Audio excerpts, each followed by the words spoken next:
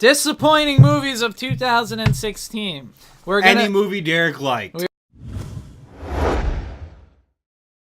On my list, Jason Bourne. It felt like Jason Bourne, but it wasn't enough of Jason Bourne in old Jason Bourne style. More like Jason Boring? Yeah, more like Jason Boring. Hey, you better watch it, buddy. You're on thin ice. Jason. I think if you put out one more bad pun, she's gonna be taking your seat. More like Jason You're gonna Boring. be the producer. Honestly, if you've seen Jason Bourne, you know why it was disappointing. Is there really much to talk about? No, there's not. We'll still take it over Jeremy Renner, which good actor, wrong fit. I still think Jason Bourne was better than the Bourne Legacy. Hail Caesar. Hail Caesar was directed by the Coen brothers, who did a movie called Burn After Reading, which I thought was actually masterfully done. And to be honest, I really liked the Coen brothers, but Hail Caesar, the plot just kind of dissipates when the movie's halfway over. And I had high hopes for it. It had a great cast: Channing Tatum, Scarlett Johansson, all kinds of people were in it actually. And it just didn't go anywhere, and it didn't flow that well together. It kind of reminds me of Brothers Grimsby, where it looked really good. No. You got kind of excited. Did Brothers Grimsby It did looked in the very trailer. good? In the trailer, it looked Okay. good. Hail Caesar, it just fell flat. It had the team behind it. It had the talent in the cast. It was the writing, I think, that led it astray, and it didn't land. So those are the two smaller disappointing movies of 2016. Now we're going to get into some really big movies of 2016 that might make you guys upset. So we're going to start safe. Suicide Squad. You know, it's no secret that I thought Batman v Superman I liked the dark tone, I liked the direction they went, but Suicide Squad was a weird middle ground where they tried to lighten the tone, but they didn't lighten it enough. The story was weird, there were too many characters, there were too many faceless villains, just like the Avengers. They're just killing faceless people. What I'm going to do is, you know what? Suicide Squad was a letdown. You know, you saw the trailers. There was a lot of hype. You were excited. Yeah. I wanted it to be vaguely like Batman v Superman, and it didn't feel like anything. The problem is DC they're doing the right thing. They're taking risks. Yeah, they are taking their movies. They're trying to do the opposite of what Marvel is doing, and they're trying to take children's stories and recreate them with an overtone that is more satisfying for the adults that the children who read these stories in their original form have grown up to become. Yeah. Unlike Marvel, who is making children's movies for children and just raking in the money.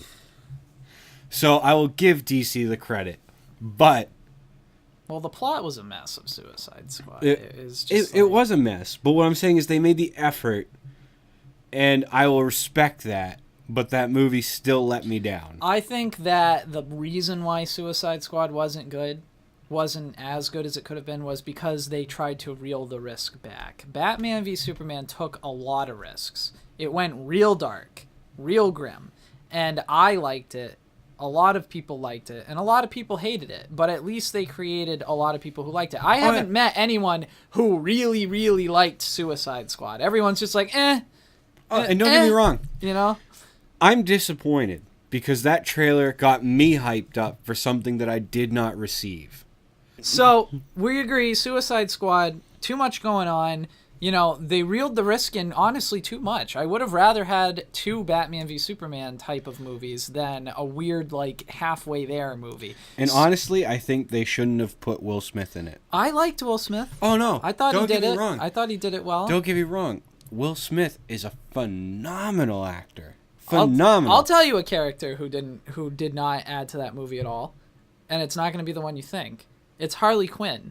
That's exactly where I thought you were going to go with that. I thought the Joker scenes were the best scenes in the movie, but the problem is they were completely unrelated to the whole movie. I know. I mean, they kept putting in Jared Leto and Margot Robbie, and it had nothing to do with what was going on in the movie. 60% of the trailer, Jared Leto. Yeah. The actual movie, like 3% of the movie, Jared Leto. Right. So, and I kind of liked the Joker. I don't want to get into that. And not to mention, like, all as it was Harley Quinn has a storyline. Yeah. And that pertains to nothing but her and the other characters. We only seemed to care about Harley Quinn and Deadshot, and no other character got any real background. And I liked Deadshot's background because his background led to where he was. Margot Robbie, we're flashing back to when she went insane. Like, it has nothing to do with the narrative of Suicide Squad. So, and what, she has a baseball bat, okay? All the soldiers that were with them had guns. What the fuck is she really bringing in the Suicide Squad that's working? She has a baseball bat and a revolver. Not to mention, she's not important. She's an ex-psychiatrist. Yeah. Now, do I believe that excessive amounts of electrotherapy could drive someone insane? Yes, I do. But do I believe that excessive amounts of electrotherapy could drive someone insane, but then make them an elite killing machine without any prior training? No, I do not. The way they presented her made no sense. It felt like they put her in the movie because they know she would sell. Yeah, they basically did the same thing as Wolf on Wall Street, which they're like, she's a sex symbol.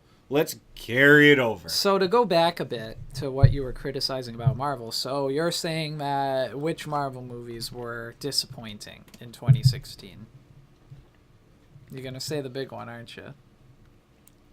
You just want me to say Civil War. Civil War. I find all Avenger movies disappointing. See, I think that it was exactly what I expected. I feel like Civil War was I got exactly what I expected. I watched the trailers. I got a movie that was full of action, not a ton of character development, a plot I knew going in, not really big action, not huge consequences behind what was happening. It was exactly what I thought. So I wouldn't call it disappointing because my expectations were it's going to feel just like the Avengers movies. But see, that's where I take the twist is Civil War, I thought, was Marvel's attempt to kind of go in DC's direction. With the Batman v Superman thing? With just DC in general. Like, I mean, even with the original Dark Knight movies, yeah. I mean, they tried to make it more adult-like and finally step up their game and make a real movie.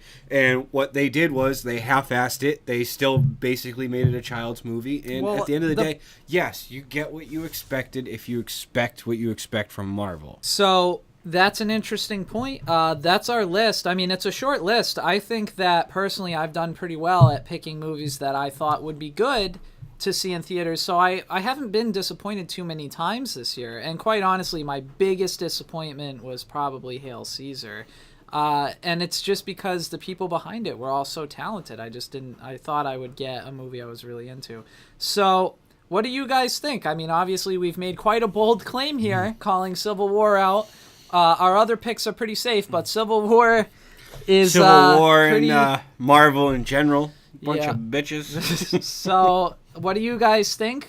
Our producer requested that we do a high 10. I think that means 10 minutes. I perceived it different than you did.